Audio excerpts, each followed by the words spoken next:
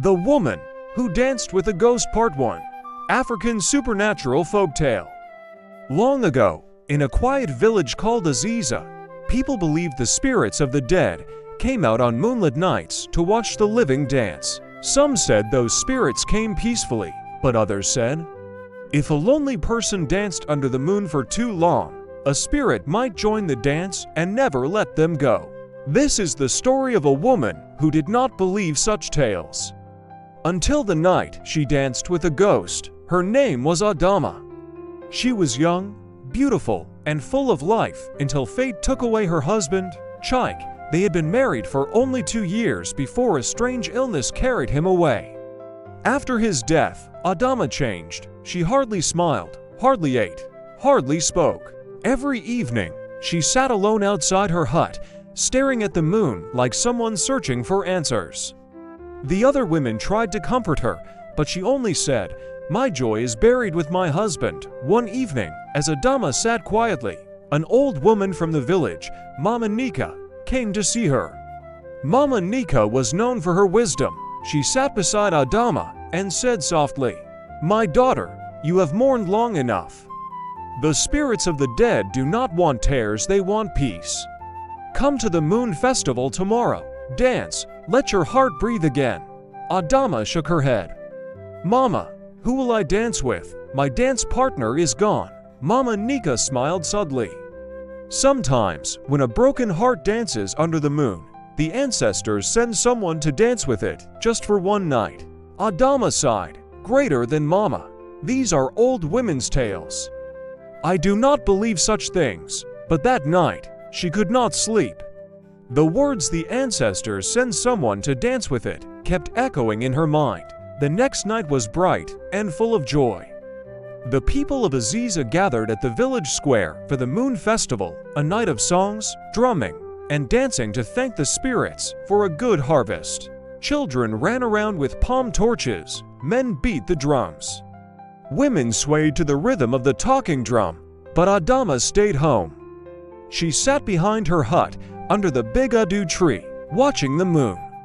The festival drums echoed faintly from afar, and something inside her chest began to ache a deep longing. Tears filled her eyes. She whispered, "Oh Chike, just one dance, if only I could dance with you again." Then, she heard the faint sound of footsteps behind her. She quickly wiped her tears and turned. A tall man stood there, half hidden in the moonlight. He wore white clothes that glowed softly, and his face looked kind, but strange, almost too perfect. Adamma felt her heart jump. "Greater than who? Who are you?" she asked in fear. The man smiled. "A traveler. I followed the sound of your heart.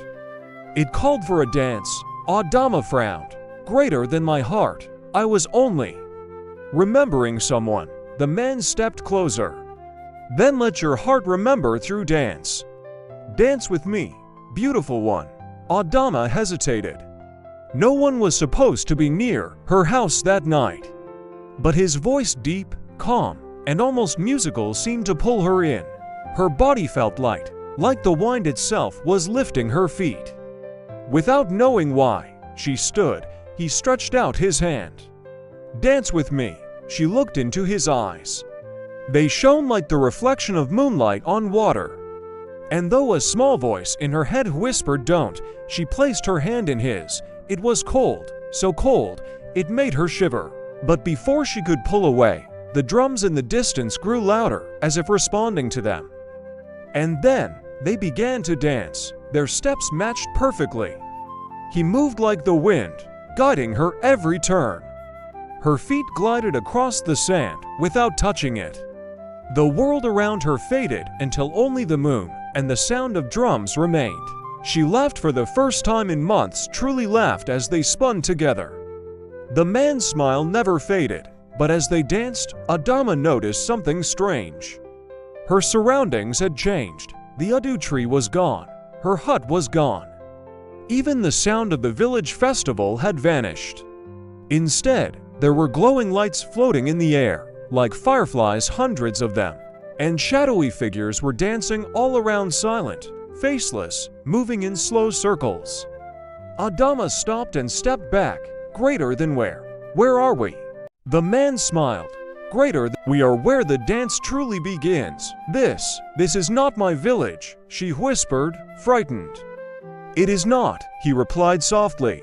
"You crossed when you took my hand." Adamma's heart raced. Crossed where? The man looked at her, and for a moment, his gentle face flickered, revealing hollow eyes and a pale glow beneath his skin. "You are between worlds, Adamma, the land of the living and the land of spirits," she gasped. "Spirits? Are you saying you are?" He nodded slowly. "Greater than a ghost, the one who heard your cry." Adamma stumbled backward. "No, this cannot be. Do not fear," he said gently. "I came because you called me with your sorrow." "You wished for one more dance," I answered. Tears filled her eyes. "I only wanted to remember my husband, not die with him." The ghost's expression changed.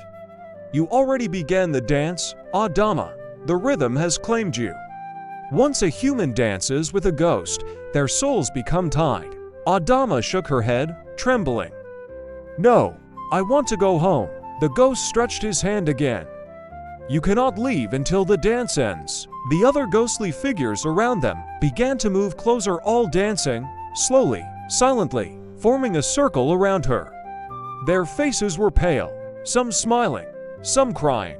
Adamma screamed, "Greater than, please, let me go." Suddenly, she heard another voice calling her name from far away. "Greater, Adamma, Adamma." It was Mama Nika's voice. The sound broke through the ghostly rhythm.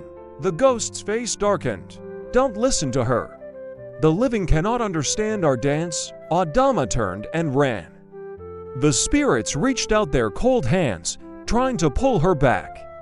She pushed through them, shouting, "Greater, I am not one of you. Leave me alone." The ghost's voice echoed behind her. "You can run, Adamma, but the dance has already begun. And it never ends." She kept running until she tripped and fell. When she opened her eyes, she was lying beside the adu tree again. The moon still shone above her, but the night was silent to silent. Her hand, the one that had touched the ghost, now had a strange white mark glowing faintly. It looked like a circle, the same shape as the moon above her from that night. Adamma could no longer sleep. Every time the moon appeared, she heard the faint sound of drums, slow, distant, and calling her name. Sometimes she saw footprints around the adu tree, though no one else had walked there. And sometimes, in the corner of her eye, she saw him, the man in white, smiling, waiting. The villagers began to whisper that Adamma had been chosen by a spirit. Some said she was cursed. Others said she was lucky, for not everyone is chosen by the dead to dance. But one thing was certain: the next full moon was coming soon. And the ghost would return to finish the dance, to be continued in part 2. What do you think will happen when the ghost returns? Will Adamma escape the dance, or will she join the spirits forever? Tell us your thoughts in the comments, and subscribe to my YouTube channel for part 2 of The Woman Who Danced with a Ghost.